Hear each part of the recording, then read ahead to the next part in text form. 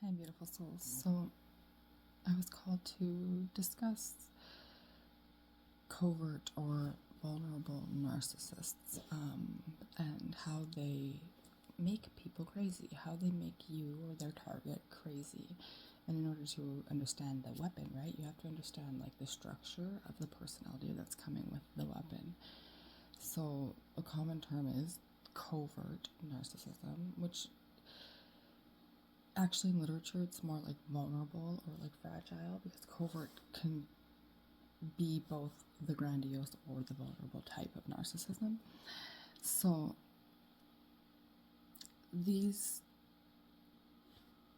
covert, vulnerable, fragile are like on the opposite side, right, of the grandiose narcissist.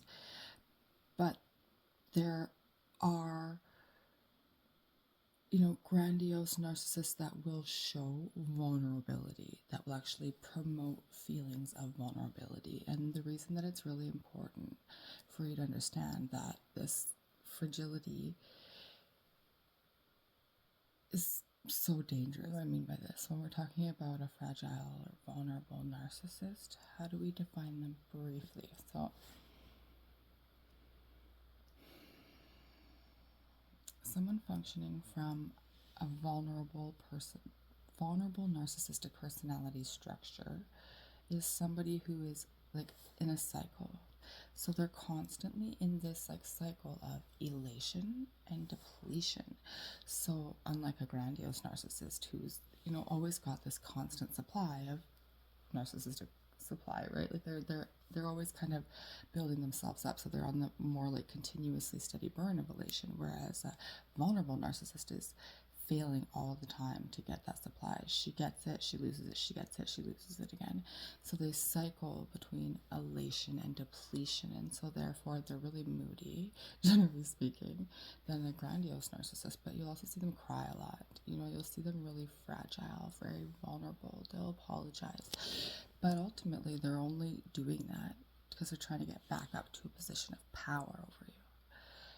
Because everything that this personality disorder is all about power over you, power over others.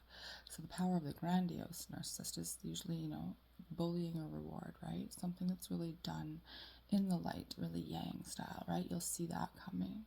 Do as you're told or else. You get smacked, do as you're told, or you'll get treated, you'll get the good thing that you want, because they have power, right? That's a grandiose type of narcissism. But this vulnerable, covert narcissist, they don't have any power. So they manipulate, they're very vindictive and deeply manipulative because they can't do it in a direct way. So they are indirect, they're sneaky. This lack of power, this fragility, this fragile structure that they're acting from means that they have to be intensely manipulative. Which brings us to their favorite crazy making weapon of choice. So you, being the target, if you're dealing with this type of narcissist, have to be in a sense in the structure of the two people that you're in, right? And you are in it, you're leaning into it, otherwise it does not work. You will perceive them as fragile. You'll be like, they can't be one of those classic nasty narcissists. Last week they were really sorry and they were crying and opening up to me, and they were vulnerable, so they're definitely not a narcissist. It's got to be something else. But that's part of the whole thing. That's part of the weapon. The first part of the weapon, because it has like a 1-2 punch. So it's like the first part is to confuse the shit out of you, which you will be confused because you're going to be like, who am I dealing with today? Which version is this person going to be dealing with, right?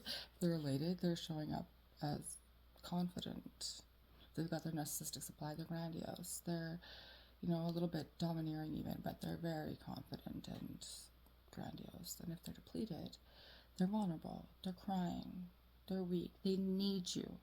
They'll show you that they're weak. They really need you. These are the people that, like, need you, and you'll feel so confused. So the first part of this weapon is that they make their target feel confused. Who the fuck am I dealing with, right? Is it the grandiose or the vulnerable? The vicious or the kind? You know, you don't know who you're getting. Which one of these two personas am I dealing with? Over and over and over. You never know what you're dealing with. So you're always confused. You're always upside down.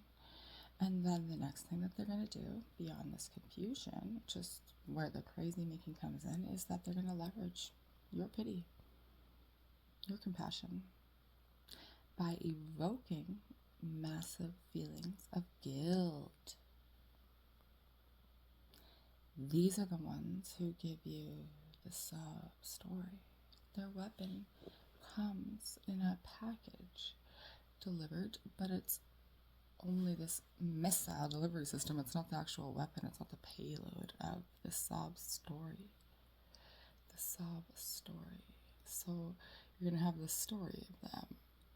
Orphaned, abandoned, some terrible, tragic background, some operatic, dreadful thing that happened to them. They are the biggest victim in the room. Don't you feel really sorry for them? And if you love a person and they've been through pain, shouldn't you feel pity for them? You feel sorry for them, right? So they're playing on that now. So they're turning that good emotion, that standard emotion, and they're using it against their human host. Oh, they're going, oh, there's a weakness there. So if I can present with this structure of fragility and I'm cycling through elation and depletion of narcissistic supply, that will confuse my target, the person they're supposed to, want to be with or whatever, then I can give them my sob story, which is that missile delivery system that delivers that payload. The actual main weapon that's going to be driving you completely fucking batshit is that you feel sorry for them. You feel sorry for them. So you won't leave them. You won't kick them out. You won't draw this hard boundary with them because of their sob story. Because it makes you feel guilty. Because that's what they did. They intended to make you feel guilty. These covert, vulnerable narcissists do the most damage, in my opinion. And I've been through all sorts of kinds. Because of the amount of confusion that they really generate in you.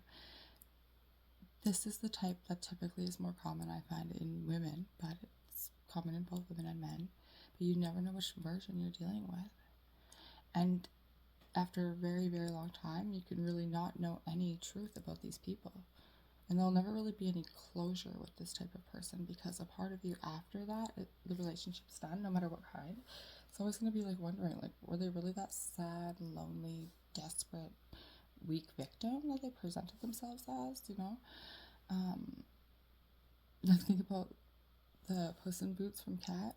You see the eyes like, so sad, right? To evoke an emotional response in people, and they go like, oh, look at the cute little kitty, right? And then he just like kills them with a sword. That's exactly how this works. And over time, obviously you're going to be being made crazy because what are you going to be doing, right? Like, how are you going to be responding to this? Well, if you're mostly a good person and you believe that they are a victim and you love them, it's also really necessary in this scenario that you love them or you want something from them or you need something from them or you're leaning in at least. All of these narcissistically abusive relationships mean it takes two.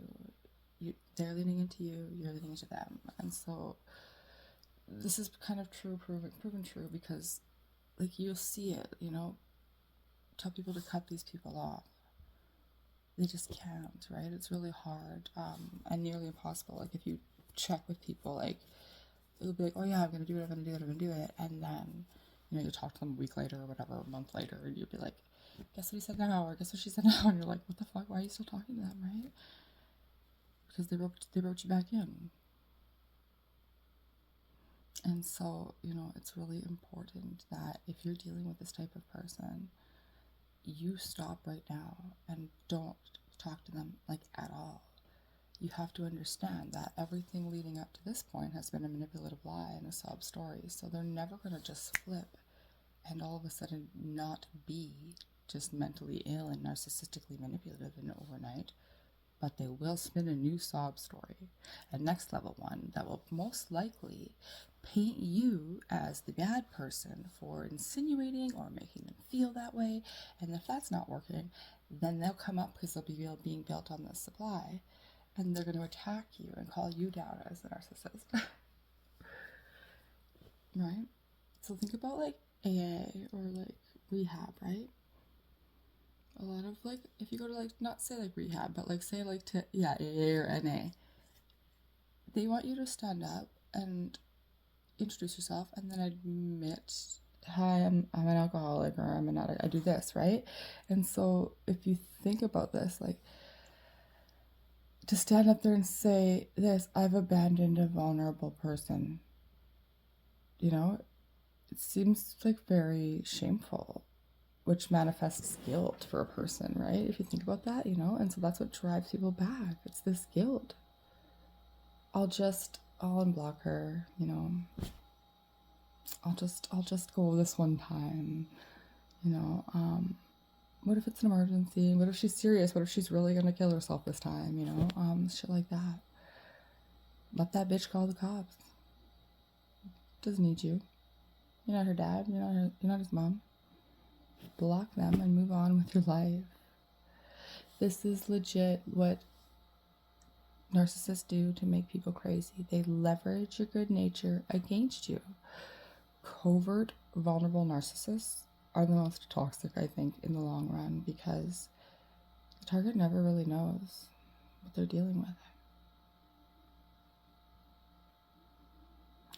I'm not saying that grandiose narcissists aren't dangerous or psycho, because one's destroying my life right now too, but from somebody who had a vulnerable, covert narcissist mother,